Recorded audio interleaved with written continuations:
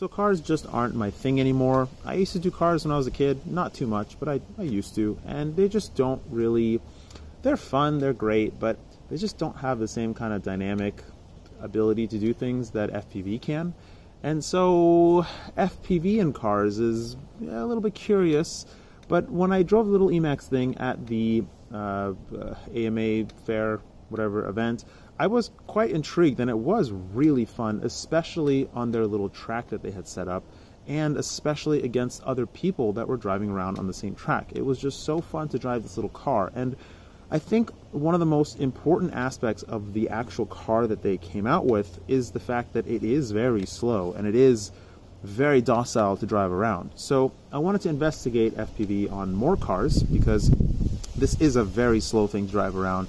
If you're trying to drive it around larger spaces, it's just not that great. It's really bumpy. It doesn't have the performance to be able to do anything other than just really slick grounds in a really small area, which is totally fine for what it's for. It's great on carpet. That's not even its purpose. Its purpose is just to get people used to looking through an FPV camera. That's all it is. So I'm really extrapolating it way too far for what it is. That being said, it is a very, very budget, low-end kind of spec toy, really, of a car. And so I wanted to investigate what else was available on the market. So I picked up two other cars, the WLToys something something something, and this other thing which is something else. And both of these are really cool because they actually have full suspension. I was looking for full suspension because I did want to at least have some semblance of a chance of being able to drive around on a little bit more, not bumpy, but not super smooth ground. And so this one, the suspension is a little bit hard. I would have to chop the springs to get it to be a little bit softer. It's got a little single motor in there. Both of these are 1S. This is really interesting because this actually runs on a capacitor. It doesn't actually run on a battery. So you just charge up the capacitor and it runs around for about 5-6 minutes, depending on how fast you drive it.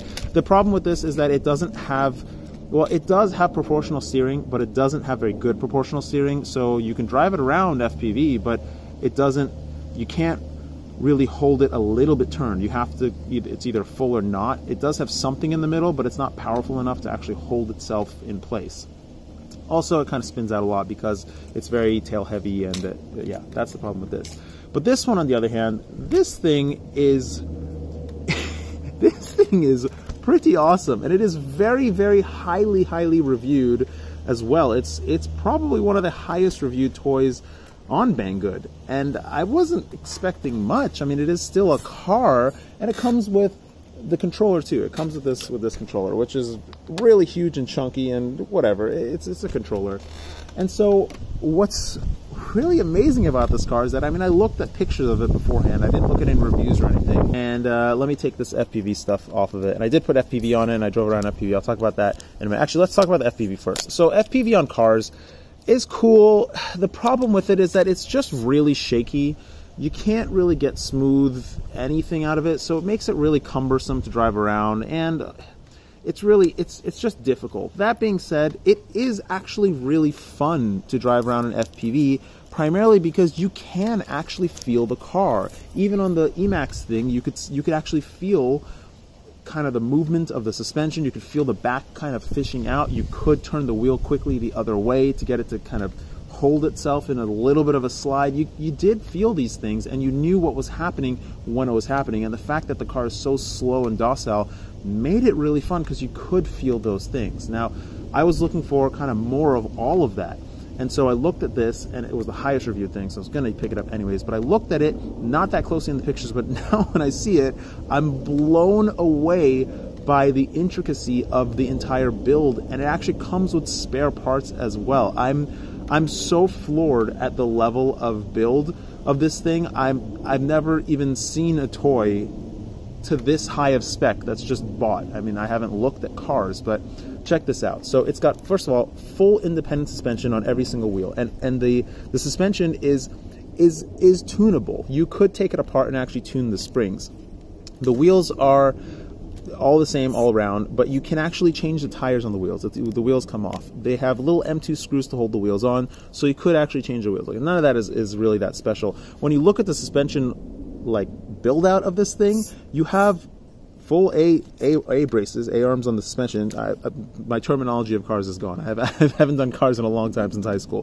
But when you look at the back, you can actually change the toe in and toe out of the rear wheels. with a little adjustment. I mean, granted, you can't adjust it, but it has the ability to do that. So in some perfect world, you could actually set it up to have toe in or toe out in the back, which is freaking incredible. You could do the same thing on the front as well, although it would be a little bit more difficult, but you could do the same thing. Just the fact that it has that kind of management of the rear wheels is amazing, and it has the same kind of A-arm in the back. It's got full suspension all the way around with moving parts everywhere. Then when you look at the actual setup of it, there's a differential in both the front and the back. I don't know what the construction of the differential is, but it actually has wishbone drive shafts in each wheel, as if you can see there. And so when you do toe in and toe out, the wishbone drive shaft will actually bend and rotate with the wheel to keep it in drive. And in the front, it has that same thing. So as it's going up and down in with the suspension, the wishbone suspension in there, or the drive shaft, is actually moving and changing with the wheel. And it has a front differential as well, which is absolutely intriguing. Now the motor here is in the center here. It is a little toy motor. I have no idea what the size, class, or anything of this is. It's got an ESC on top, which has a receiver built in. Again, no clue, any of that. And then the whole frame is aluminum, and it actually has a bracing against. I mean, it's so incredible that they put something that they did. It's such an intricate build for something that's so cheap and like ready to run and everything. It's got the 2S battery built in, and it's got a brace of the frame on top to maintain its rigidity, because it would be important with something of this performance in this size class. Can't even believe I'm talking about these things in such a tiny little toy. But when you look in there, it actually has a drive shaft all the way through the center of the car. So it's got four-wheel drive, front rear differential. It's got the motor in there. It's got the gears. You can actually change the gear ratios. It comes with spare parts, because presumably you may strip the gears in there. And I'm really, really floored at the performance and just intricacy of this thing. Now, the problems with driving this FPV is that it's actually very tail power heavy. You can feel that it has more power to the rear, which I would guess has something to do with the motor being closer to the rear when it's geared in the shaft than it is to the front. I mean, that's a minor thing, but in actual cars, that is really the way some things do work. The motor is closer to the drive side is closer to one side. You do get more power out of one side, but I'm not totally sure about that. It feels like it has tail weight. It needs more weight in the front, because when you do slide or drift or do something with it, it kind of tends to want to spin out. If it had a little bit more weight in the front, you would get a little bit more understeer, and it would be able to kind of slide the front evenly. I haven't tested this theory, but I would bet I could just put a little weight on the front and get this thing to drift really nicely. It has a ton of power for its size, and you can put FPV on it and drift it around. That would be awesome, but this is really just not my thing. I mean, it's cool and it's fun to try, but it's just not that interested. But I do want to show you one of the cars that I had when I was a kid, which is sort of in the same size class. And the reason why I wanted to keep it small is because it's fun to have a small little car to kind of drive around. And yeah, that's really the only reason. I'm sure bigger cars you could have better FPV experiences on, because you could, get the suspension and everything going correctly so that it wouldn't be such a jarring experience in bumpy road while you're doing FPV. So this is one of the cars that I had when I was a kid. This thing is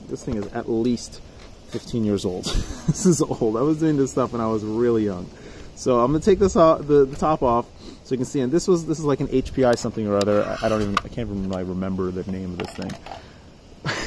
So this is comical, because these components were components that I was using on much larger RC cars that I can't believe I even remember this stuff, but I transferred it over to this little RC car. And this thing has really amazing build, just the design itself, although it's quite dated by today's standards, and even against this thing it's quite dated. But as you can see, the tires are completely slick, and it has been run through its paces. And if you take a look at the design of it, it also is four-wheel drive. It has the motor in the rear. It's running directly to the rear wheel, and it's got a drive belt that goes to the front. And it does have a differential. Oh, actually, I think the differential is... Oh, yeah, actually... Oh, never mind. No, it doesn't have a front differential. So there's no front differential. It does have a rear differential, but I actually tuned it when I was a kid to have a little bit more of a limited differential in the back, so it could actually slide around a little bit easier. And this is a NiCad battery in there. It ran for, I don't know, like 10 minutes. And that is a servo, believe it or not. This entire thing in the front is a servo. It's a massive servo. It's got very loose control linkages, and it's got this cantilever suspension in the front, which is also very cool. And the control linkage actually changes with the cantilever, and it's got the same drive wishbone arms in there. And in the back, it does not have full suspension. It just has one bar, one spring in the back, but the entire frame on the bottom, which is a FR10 or G10 fiber bottom glass, pretty much fiberglass, it flexes, and that's the suspension for the rear. Now, I have no idea how much of this stuff plays into a car or an FPV experience of this scale, but hey, it's super interesting to look at things of this size and just marvel at the incredible differences between something 15 plus years old and something that is a lot more recent. The performance of this thing, I have not stuck a LiPo in there. I don't even know what the voltage is on this thing. I think it's 7.2 volts, whatever it is. I bet if I stuck a LiPo in this thing, it would go nuts, but I bet it would also shred the gears in one battery run because it was so fragile. It took so much time and effort to maintain this thing and keep it running. I mean, look at the connector. This is a Tomato connector, and I was using these tiny little wires in this thing. This is hilarious. I can't even, I haven't taken this canopy off. This is the first time I've taken it off. I didn't even know what to expect under there. Anyways, that's it for this. Something else I wanted to point out was that there is a link to a video in the description below where somebody put actually a pro league something or other RC car driver person put Hero 8 or 7 or something on the RC cars and drove it around in, I mean, this guy is very, very skilled at driving. You can tell just by the way he's driving around the track. I mean, I don't know how these guys drive around these tracks line of sight with this kind of speed and performance. These guys can like alter their attitude in the air with the throttle and the rotation of the wheels and the steering to get the car to do what they want, to land a certain way. I mean, that happens so quick. It's not unlike FPV, being skilled at FPV flying. It's just a car. So it's super interesting to watch this because it's now possible to watch footage like this thanks to the GoPros and the stabilization built into the GoPros. So massive kudos to GoPro for making this kind of thing possible. It's just so fun to watch. I am personally not a huge proponent of RC cars anymore. It's just not my cup of tea. I love FPV. It's so much more fun, so much more intricate, so much more everything. And honestly, I break less stuff in FPV than I ever did with my RC cars when I was a young kid. Take care, flash your teeth. This would probably be the last car video I make. Maybe not, who knows? Maybe somebody will come up with something really interesting or cool. But I always look at FPV and what people are doing. Take care, bye.